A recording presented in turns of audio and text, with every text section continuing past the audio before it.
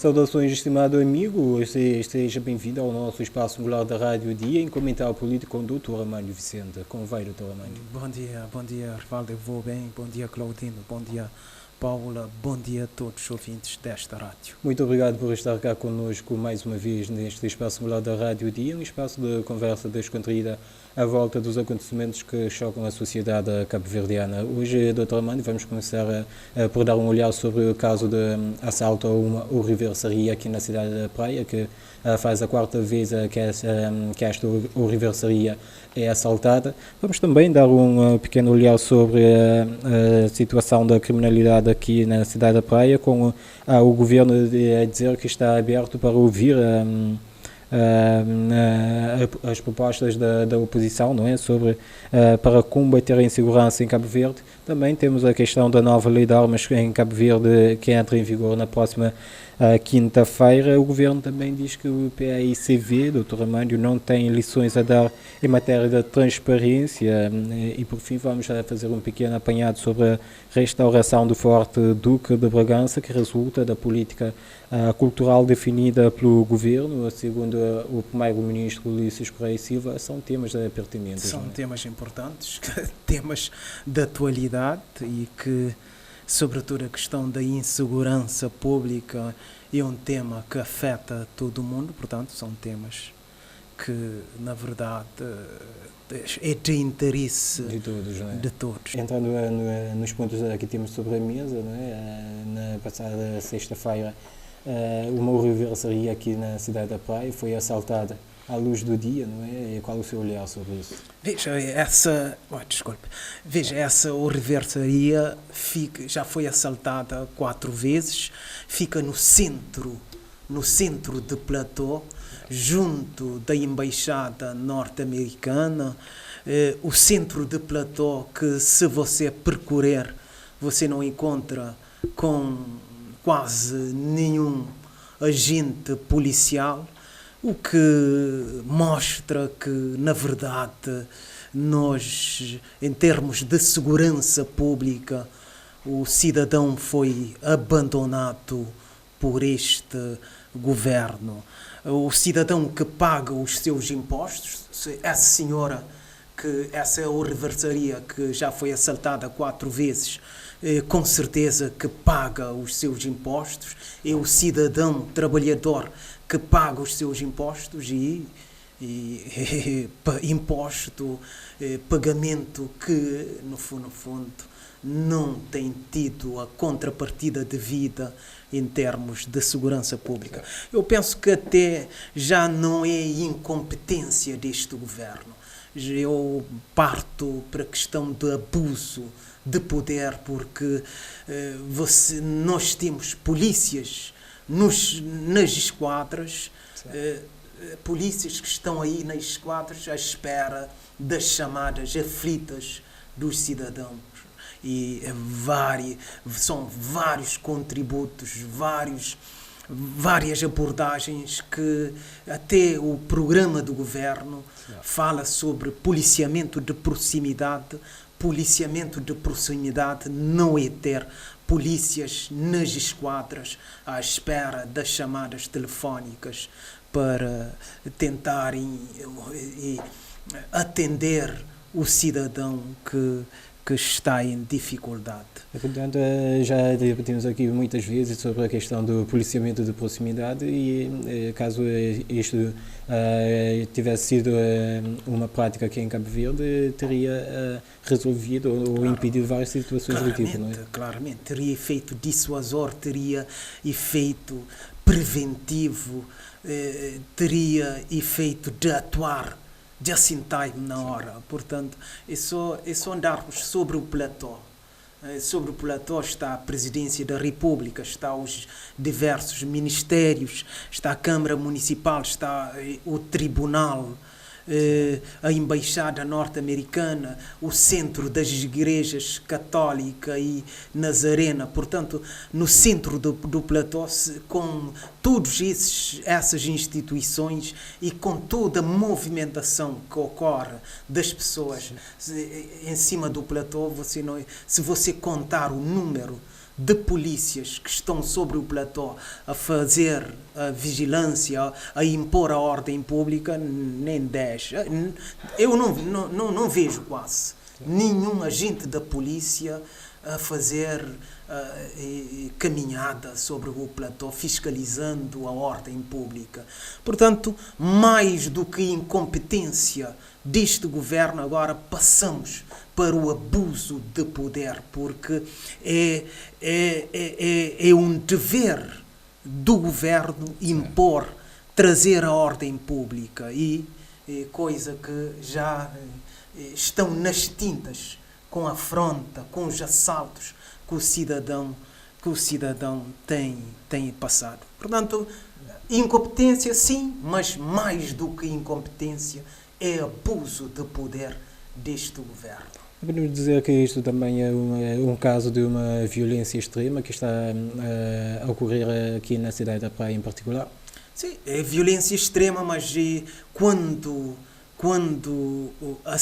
a lei e a ordem tem que ser, o Estado deve adaptar-se em função das dificuldades que tiver. Se houver muita coisa não boa e muitos assaltos, muita falta de ordem, o Estado tem que ter a mão dura para impor a ordem e ter polícia a atuar, coisa que não vemos. Entretanto, o que falta para pôr cobro a essas situações? Veja só, é a questão da produtividade. Nós aqui já falamos da questão de Portugal, que nesse momento ocupa a sexta posição do país mais seguro do mundo. Sexta posição.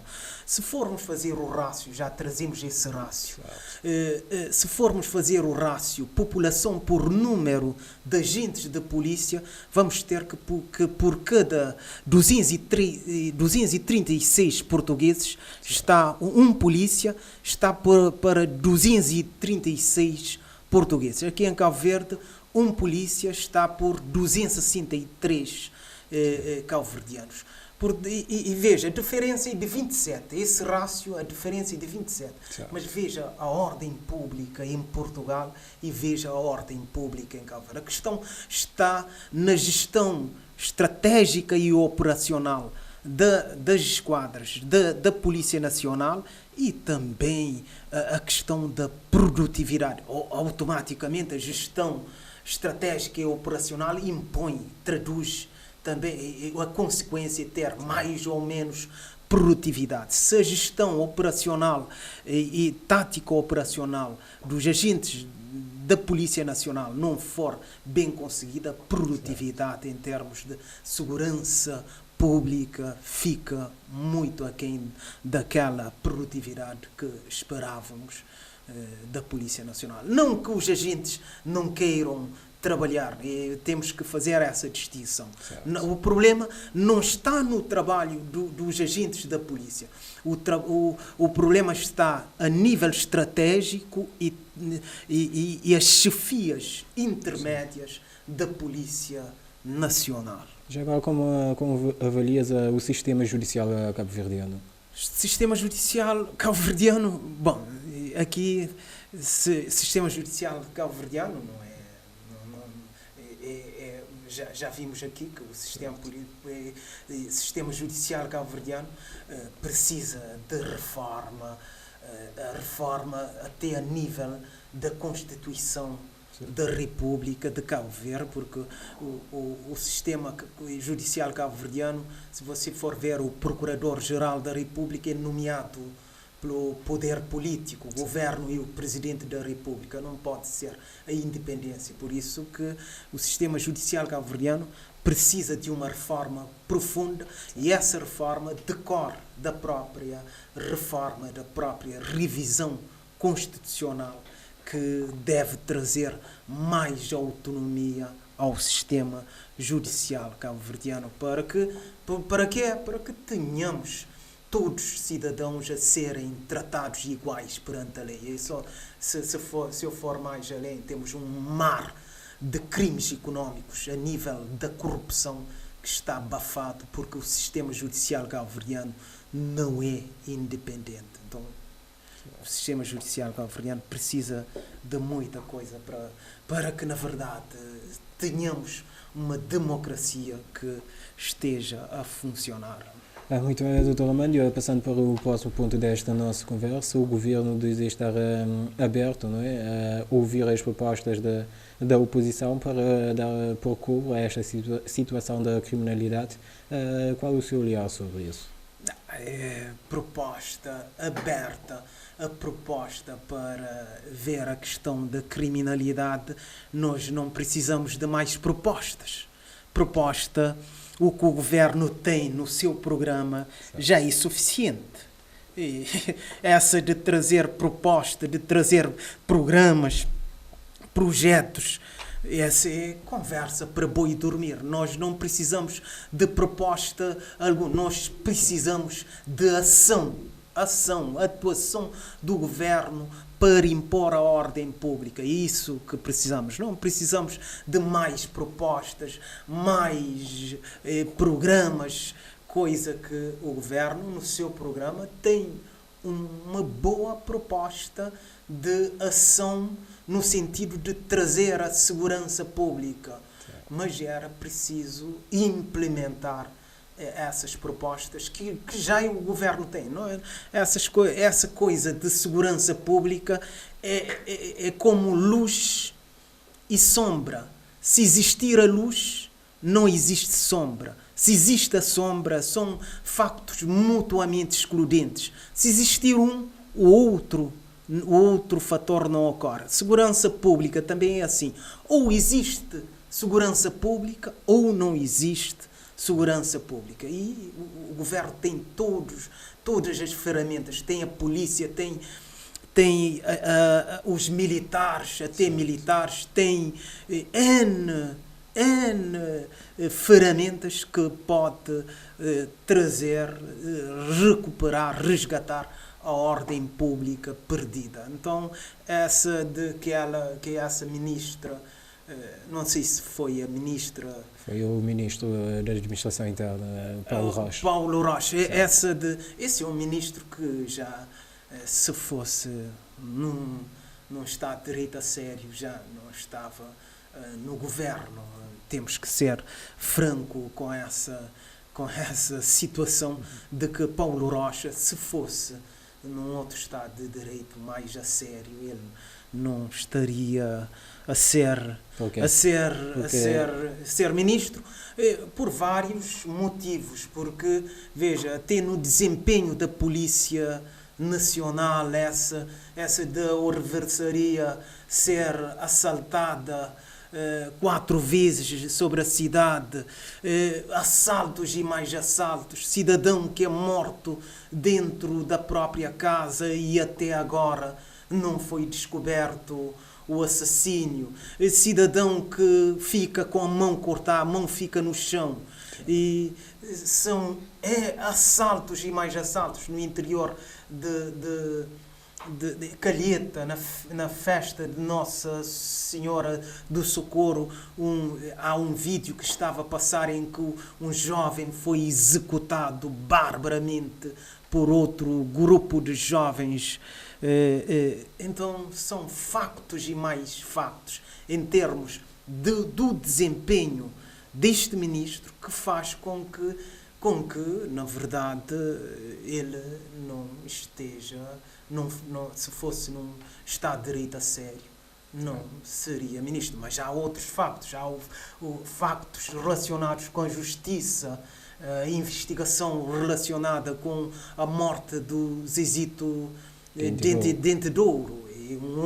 É uma outra questão que faria com que esse ministro não teria deixado o cargo por livre vontade ou por demissão que ser-lhe feito. Entretanto, Dr. Armando, nesta questão da criminalidade versus insegurança, segurança também, é preciso juntar as forças, não é, para pôr em prática as medidas.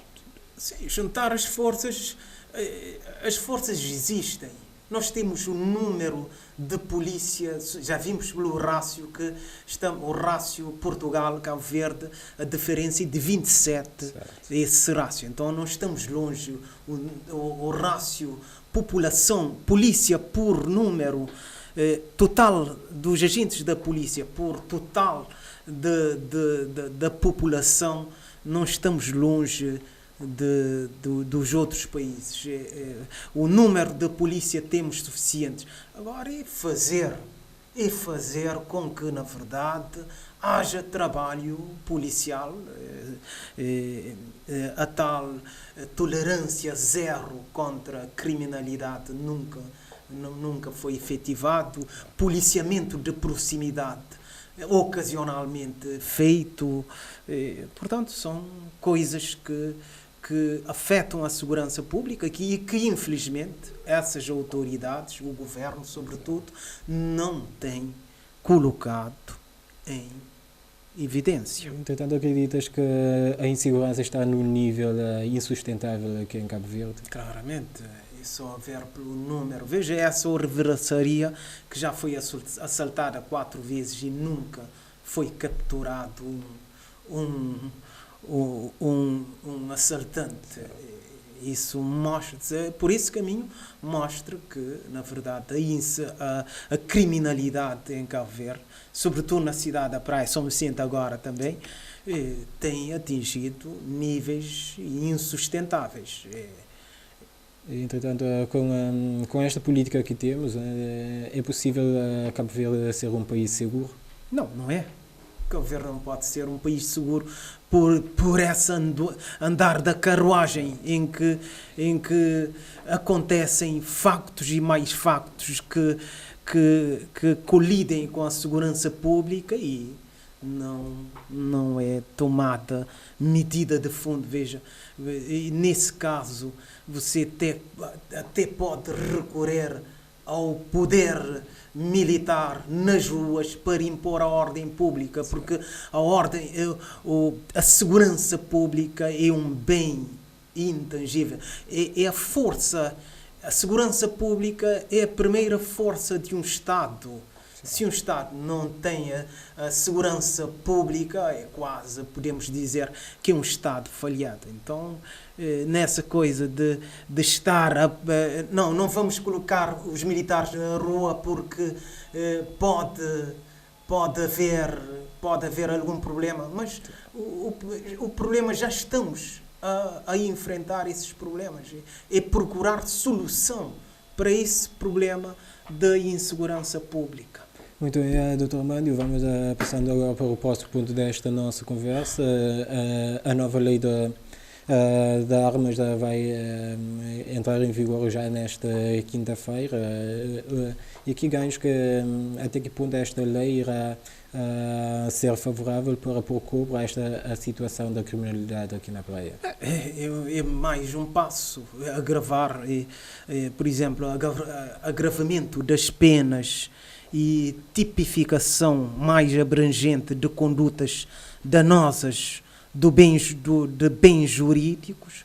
Sim. É um caminho que essa lei procura impor, agravar as penas. Depois, a questão da detenção e uso ilegal de armas. Você sabe que para você ter uma arma de fogo, você precisa de licença. Não é só comprar a arma e começar a andar com essa arma na rua. Você tem que ter porte de arma e uma licença.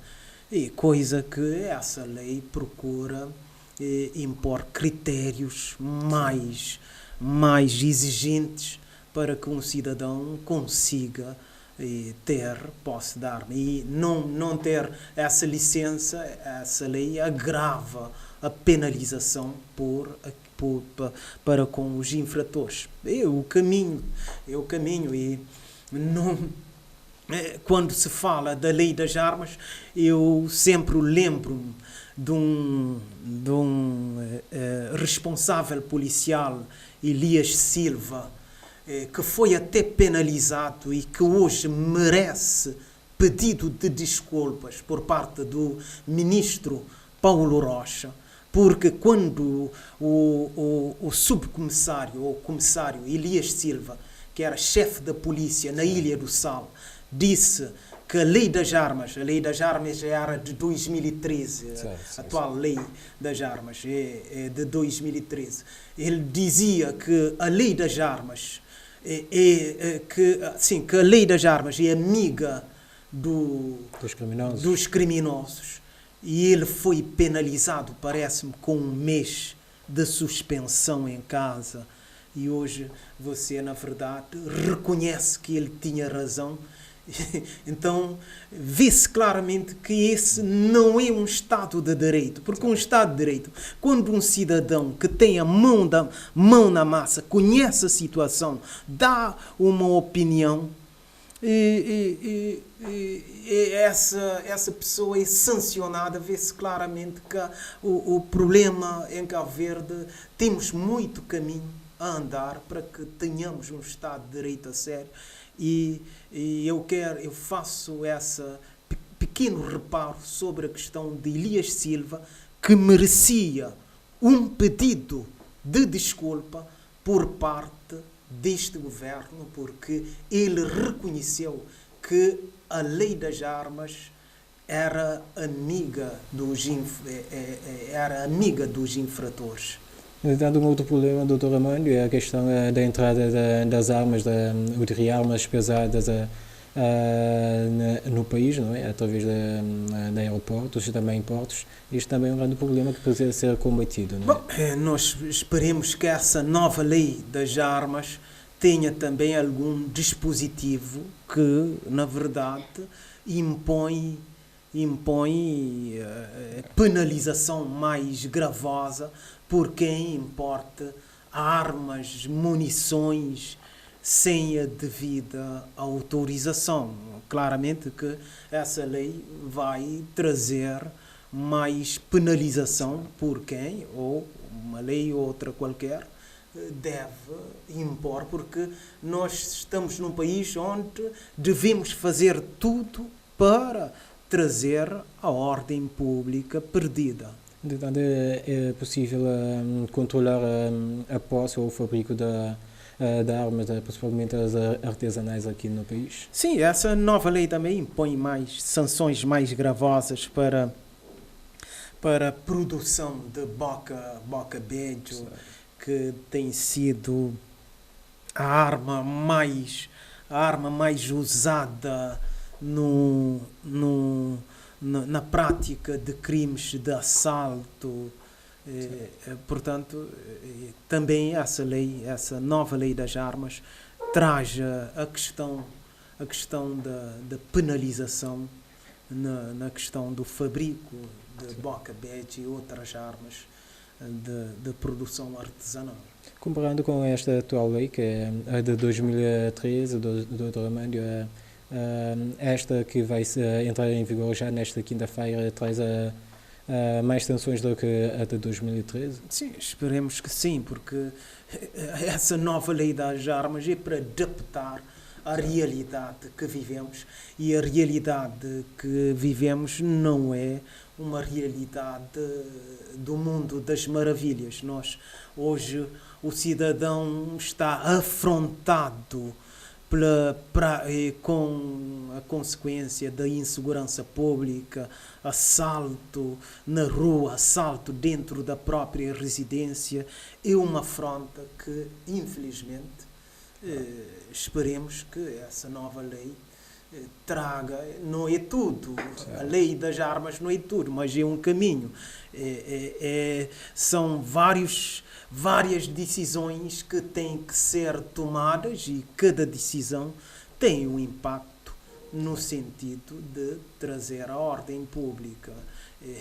São várias decisões. Uma delas é, na verdade,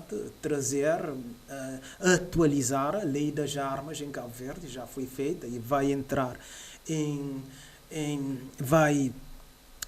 em atividade a partir de quinta-feira, e esperemos que tenha o seu impacto positivo a favor da segurança pública, mas não só a nova lei das armas não resulta em nada. É preciso haver outras ações complementares no sentido de trazer a ordem pública. Mas é um caminho,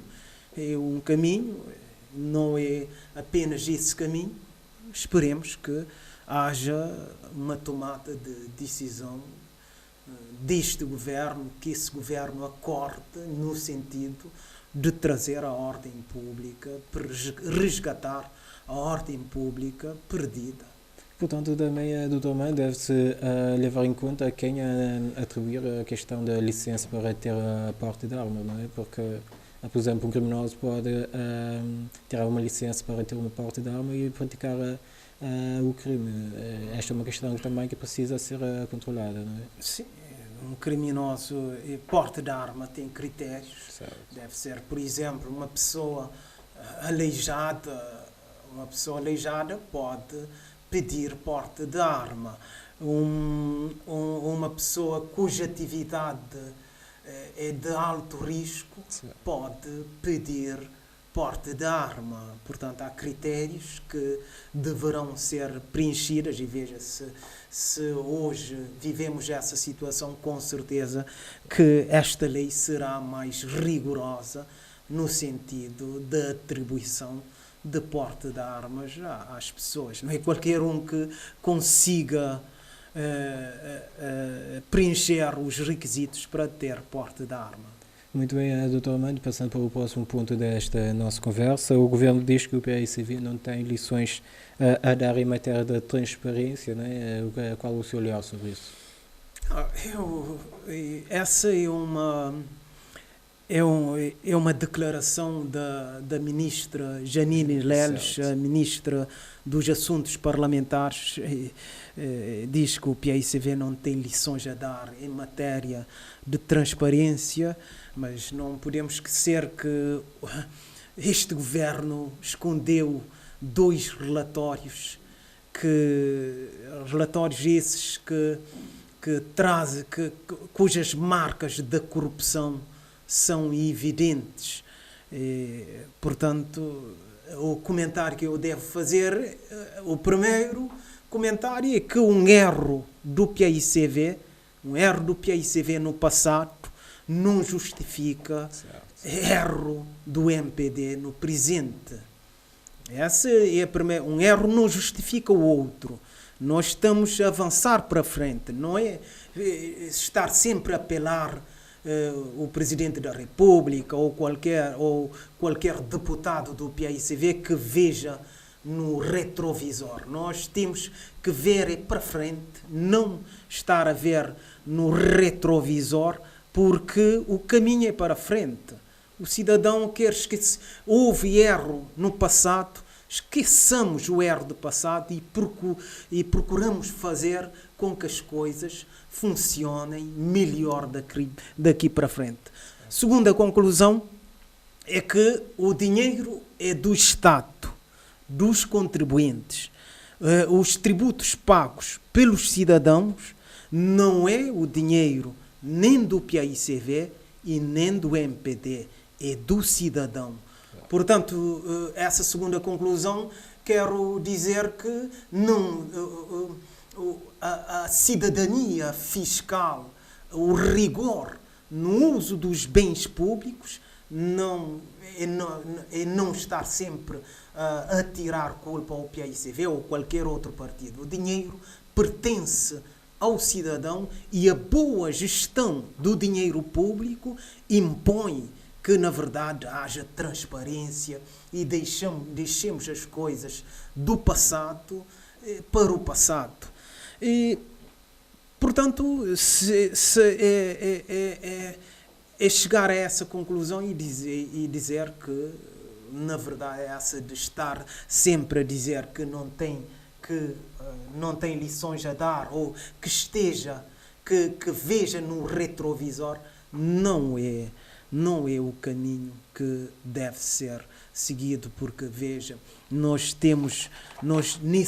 nessa situação desses relatórios, nós sabemos que trazer, por exemplo, a questão de 100 mil contos, daria para comprar um helicóptero para termos, por exemplo, vigilância dos nossos pescadores que estão, não sei se há notícias acerca dos pescadores que estavam desaparecidos na Boa Vista, mas tudo indica que não há nenhuma notícia acerca deles. Daria 100 mil contos, 100 mil contos que saiu do Fundo do Ambiente, que desapareceu nos mares da Boa Vista quando esse dinheiro saiu da conta do Fundo do Turismo, desculpe, Fundo do Turismo, e foi doado a Zé Luís Santos, que dinheiro esse que não aparece no extrato da conta de 2017 da Câmara Municipal da Boa Vista. Portanto, são factos que na verdade... irregularidades, não é? Sim, são factos que, na verdade, você diz, bom, então como é que é gerido o dinheiro do cidadão? Como é que sai 100 mil contos da conta do Fundo do Turismo e esse dinheiro não chega ao extrato da conta da Câmara da Boa Vista? São evidências que você não pode... São factos e evidências que estão no relatório.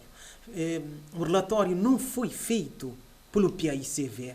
O relatório, quem fez o relatório são profissionais da Inspeção Geral das Finanças. Portanto, estar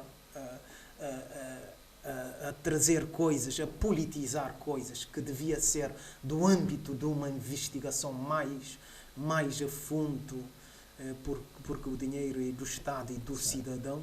E depois já há um outro facto. 50 mil contos que a empresa Evolution Engenharia S.A. recebeu 2 vezes. Recebeu 50 mil contos do Sr. Oscar Santos na Câmara Municipal da Praia e recebeu pela mesma fatura e recebeu 50 mil contos do Fundo do Turismo. Portanto, são factos e mais factos que faz com que, na verdade, não estejamos sempre a trazer a questão de passar a culpa entre o PAICV. Entretanto, esta declaração da ministra não foi oportuna, eu diria assim. Não, claramente, é uma declaração que, no fundo, deixa muito a desejar, que não é benéfica à boa gestão da coisa pública. Muito bem, vamos também na governação do MPD, se alguém a falhar é responsabilizar. Esta é um trecho das afirmações desta ministra, a ministra dos Assuntos Parlamentares, Janine Leles. O que tens a dizer sobre isso?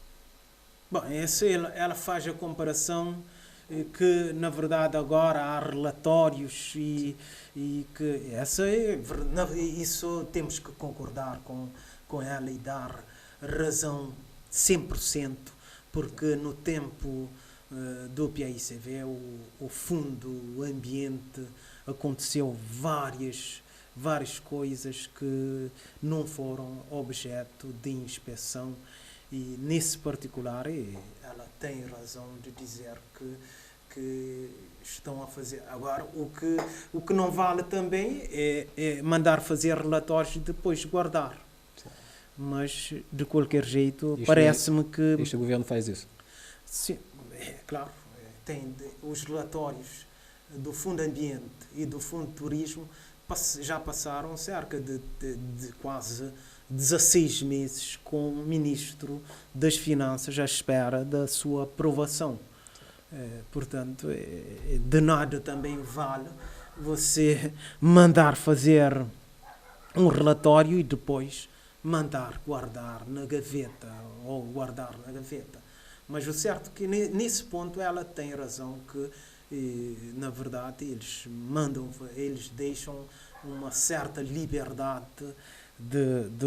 da Inspeção Geral das Finanças trabalhar livremente Não sei se livremente, mas até certo ponto deve haver alguma liberdade na inspeção geral das finanças para fazer o seu trabalho. Nesse quesito estou de acordo com ela de que, na verdade, eles foram mais pedido do que o PAICV no passado, mas é como lhe disse, um erro não justifica o outro.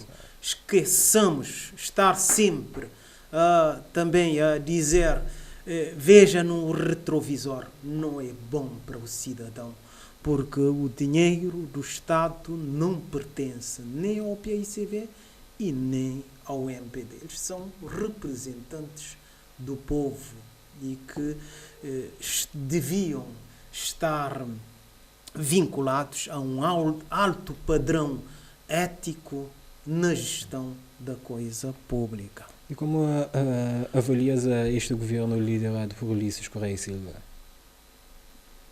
Em que sentido? Eu diria de forma geral, não é?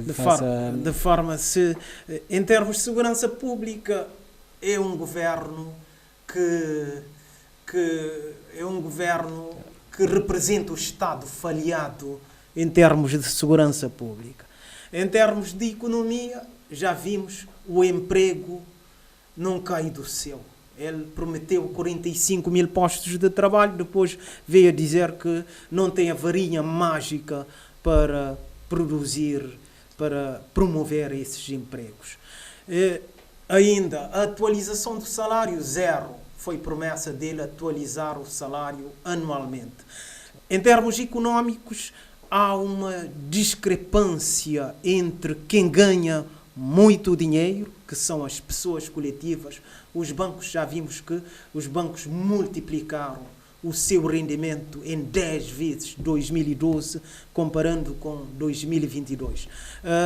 A Galp, a Enacol e as outras empresas têm multiplicado o seu rendimento. Então, é um governo, em termos económicos, que faz com que a grande maioria da população dos trabalhadores fique pobre, e quem ganha com o crescimento económico são as empresas que têm faturado e têm apresentado lucros astronómicos.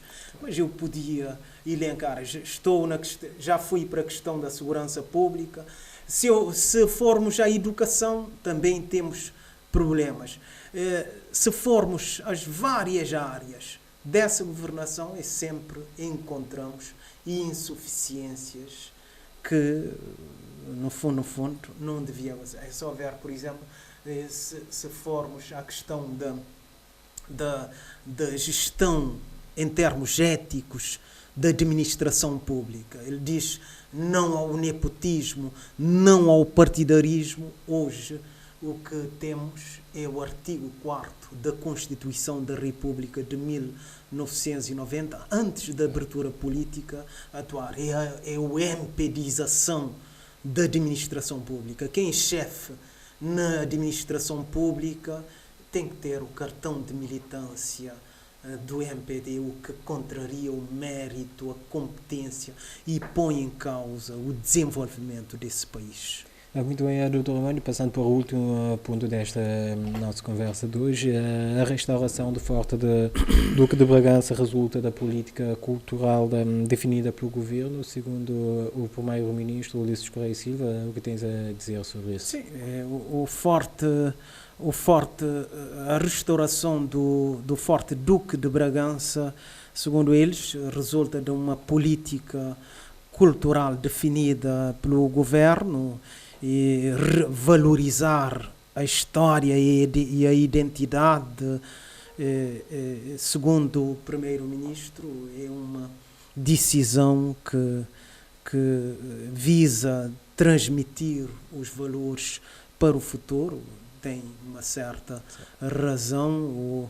O ministro Abrão Vicente diz que, eu vou ler um pequeno extrato da declaração dele, diz que com estas reabilitações, diz Abrão Vicente a falar, com estas reabilitações estamos a restaurar, reconstituir e a restituir a nossa história como povo independente e não somente o património colonial como tem sido veiculado em debates. Bom, aqui ele apontou a questão do património colonial. Na verdade, uma moeda sempre tem duas faces. Claro que quando você recupera qualquer património colonial, você está a recuperar a história. Mas, por outro lado, você está também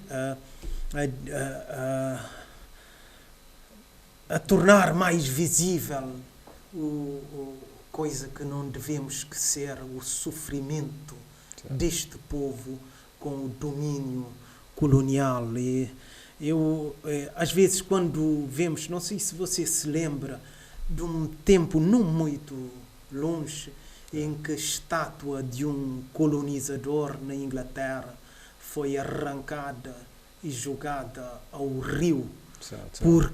Porque na verdade, é no tempo da morte de George Floyd, não sei, com a morte de George Floyd, o norte-americano que foi morto pela polícia branca, um negro norte-americano que foi morto pela polícia branca dos Estados Unidos e que trouxe a questão do domínio, do racismo, do domínio colonial em todo o mundo. Então, uma estátua na Inglaterra de um colonizador foi jogada ao rio. Nós aqui em Cabo Verde, por exemplo, não devíamos fazer isso, mas podíamos, por exemplo, pegar a estátua do Diogo Gomes e ir colocar ao lado da colónia penal no Tarrafal, ter duas realidades.